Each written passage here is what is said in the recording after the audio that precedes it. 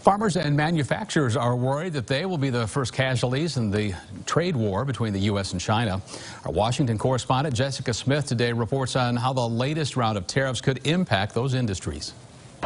China is hitting back after U.S. tariffs kicked in on Friday. We're in a trade war. I mean, let's call it what it is. The U.S. put tariffs on $34 billion worth of Chinese goods, and China immediately retaliated with tariffs on American goods, like soybeans, pork, and other agricultural products. Iowa Senator Joni Ernst says farmers have enough to worry about. They don't want a trade war. Low commodity prices, declining farm revenues. Soybeans are the top agricultural export in the United States, and China is the biggest buyer. In a statement, the American Soybean Association president said the math is simple. You tax soybean exports at 25%, and you have serious damage to U.S. farmers. Jay Timmons, the CEO of the National Association of Manufacturers, says the U.S. has legitimate issues with China. China cheats, whether it's the theft of intellectual property, whether it's counterfeiting. But he says a trade war is not the answer. Tariffs are terrible, terrible policy. Timmons says a trade war could cancel out all the benefits of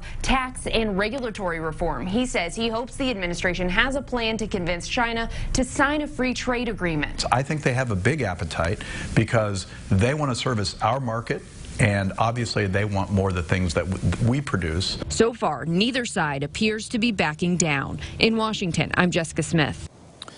Soybean farmers here in Iowa who are already facing devastation from flooding are bracing for another blow from those tariffs.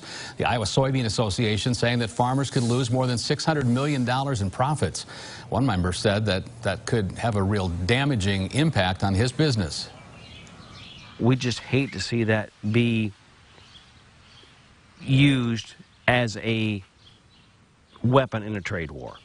Because if we start using soybeans, which are used for food, we think everybody's going to lose. Of course, on top of the tariffs, several soybean farmers are feeling the effects of last week's storms that brought heavy rain and flash flooding to parts of the state.